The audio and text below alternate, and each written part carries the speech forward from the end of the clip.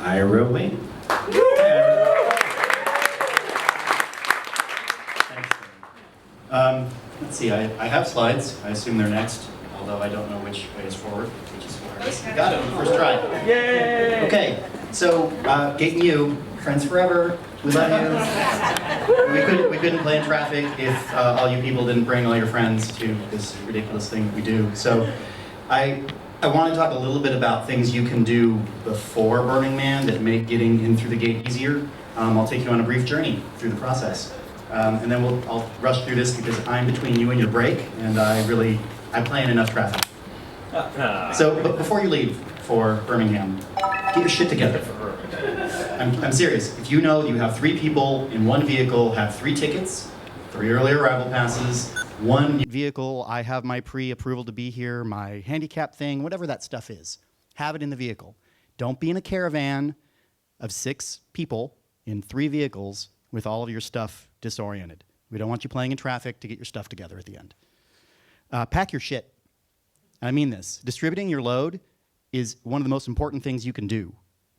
Some of you come 800 miles, 1,100 miles.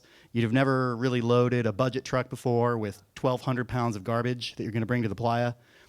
Leave leave space in there so that we can get in and check. Because if we can't get into your box trailer and validate that everything is actually just stuff in your box trailer, you might spend some time with your good friends at the D-Lot. So move your shit. When you're coming to the playa, it's a long journey. When you exit the major highway, whichever way you're coming from, get fuel there. Don't rely on fuel in Empire. Don't rely on fuel in Gerlach. It is very real that fuel runs out. You could get lucky. There's traffic implications. There's a whole bunch of math and science, and I'm serious, real math and science about how people come to the playa down this one very marginal highway. It's very real. Plan ahead. And also drive rested.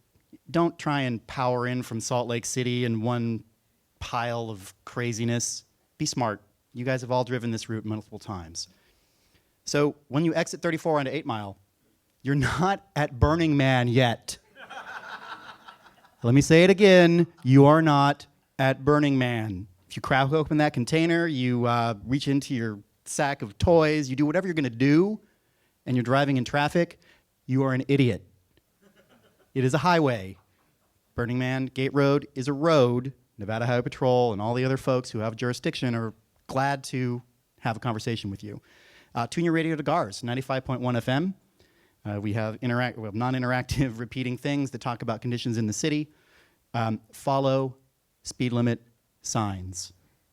And if any of you merge across cones and you drag cones up to the gate, you can expect to have a really bad time. The last thing you're going to do on Gate Road before you get to the gate is you're going to get to what we call the apex. That's where we'll sort you, Gryffindor, et cetera. But will call tickets and paper tickets. If there are 3 people in the vehicle and 1 person has a will call ticket, all of you are going to will call. You can't exit your vehicle and do some sort of non-racist fire drill with your vehicle stuff. And you can't just change at the thing. You cannot exit your vehicle at the apex. We'll shout at you. We kind of like shouting at you, but we really don't want you to play in traffic, okay? Let's say you bring some sort of complex issue to the gate. We have thousands of people behind you potentially waiting to get into the city. We're going to send you to D-Lot. D-Lot's totes your friend. For serious, they love you. They exist in a way that they have the tools they need to deal with whatever complex horseshit you brought to Playa. If you have an unlicensed mutant vehicle or you have a thing that we know that you bring every year that you're not supposed to bring because we know who you are, and that's important. Don't make it hard on yourself. Don't make it hard on us. DLA has the tools to fix your problem, but be nice. If you're not nice, it's Burning Man. We have broad authority to be jerks to you. So you're at the gate. Yar, pirate stuff. This is a really dense word slide, I'm sorry, but there's just a lot of shit you need to do at the gate. So have your tickets ready, but hold on to them. Do not give them to me before we've searched your things and stuff. Affix your godforsaken vehicle pass to the inside of your vehicle. Yeah, I know you rented that truck, and oh my God, it's so expensive. Put it on the windshield in the place that they tell you to put it on the windshield. Please have that done beforehand. It's just a simple thing to do. I know it's super obnoxious to get rid of. I have to deal with mine all the time too. We'll scan your things once we search your stuff, whether it's an EA or a ticket or whatever you have. When gate's done searching and scanning, hooray, go away. Go to the greeters. You cannot wait for your friends while the other 12 vehicles in your theme camp shit show are coming to the playa.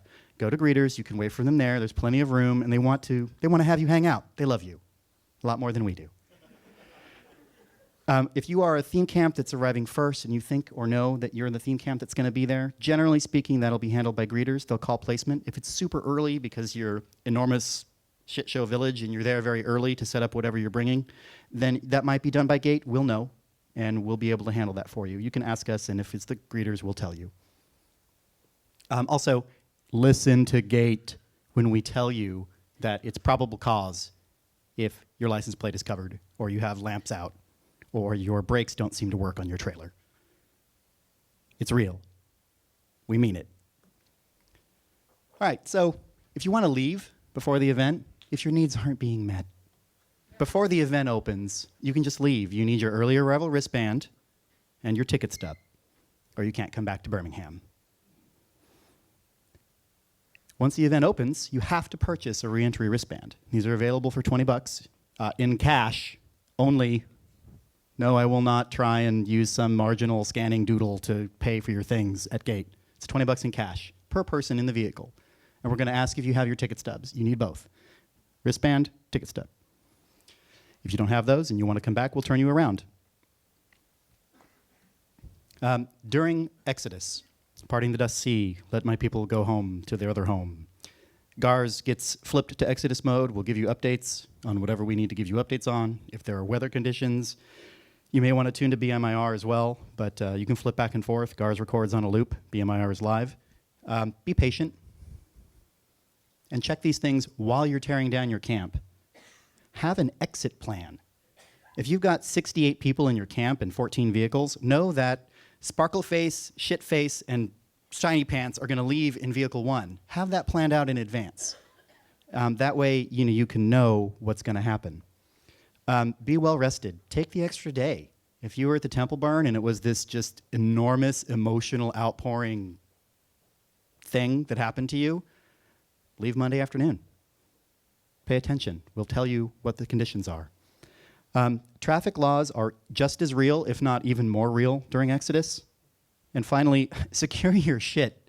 DA didn't really talk about this, but we have to clean up all of your garbage along 447. By we, I mean other people. But all of us, we're accountable for those things. It's a part of the thing we have to do. And every year, there's janky trailer number 407 that has blown out its side, and there's just an obscene amount of yuck along the playa. And I guess the last note there really is if you have to pull over, either in or outbound, the shoulders are very soft along 447 in some places and 34 in most places. Pay attention to conditions, but get all the way off the road. Having your vehicle half-assed into the road is incredibly dangerous. Traffic is real. Cars are real. Danger is real. Every year, people get hurt. I got hit by a truck last year. So, it's important. Pay attention. So I have a minute or two, maybe for questions, even though I'm between you all and a break. So microphone, human. All right, 1 second punch. Or not. Let's go. Hey, it's Scott Toaster from Sun Guardians. Mm-hmm. I don't know. I mean, I don't want to sound bitchy or anything like that, but six hours I could see the gate on Friday before trying to get in. I arrived like in the middle of the night. 6 hours I could see the gate, and it took 6 hours to get to be so close and not get in. So I mean, when you talk about us making sure we have our shit together too, what the hell is going on up there? Those are fair questions. And sometimes we do have our shit together, but there are other conditions.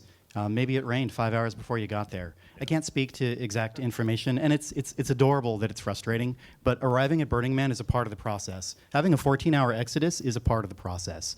We all have this covenant between each of us about dealing with incredible BS when we're coming to and from Burning Man. I absolutely hear what you're saying, and if you have specific examples, I'd be glad. The next slide has my email address on it. I'm not sure I want to flip to it, but I'm gonna.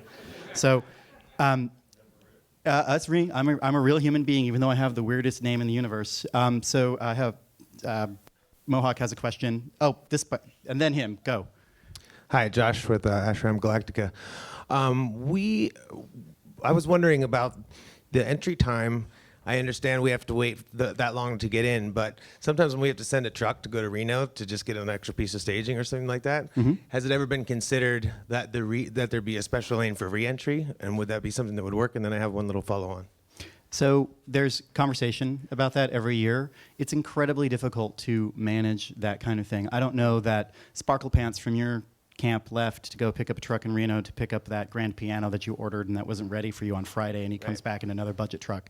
So there's some logistical complexity there. Sure. I don't disagree. We don't like having people wait any longer than they have to, because then they're incredibly surly when they talk to us, and then even several months later they have questions for us. And those are fair, and I'm not trying to single you out, I promise. But because we hear this a lot, and it's real. So yes, but no, not yet. Okay, sure. So that would be something we would vote for. The other thing that has come up amongst the members of our camp, we were wondering if there might be a possibility that we could have an E-lot for DJs' microphones.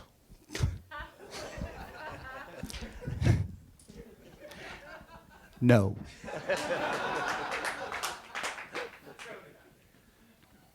All right, one more question, then I believe, well, we can do two. Sure. Punch was very patient, and then we'll give it to Josh. Yes, thank you.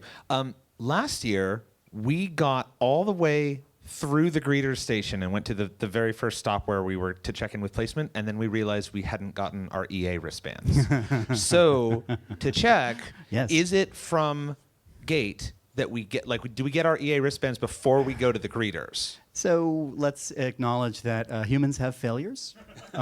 So you probably arrived on like a Thursday or a Friday. Yeah, Thursday. Yeah. So we start running out brand new volunteers on Thursdays. They've gone through their first round of training, and they're all pooping their pants because, holy crap, I'm working gate and I don't know what's happening. And so yes, we had several confirmed cases of that last year. Don't think that's going to happen again. Okay, I just wanted to make sure that was No, where we got Gate them should from. give you your EA wristbands. Creators are incredibly sweet, and they call us sometime, and they're like, we got a bus full of hippies, and they don't have their things.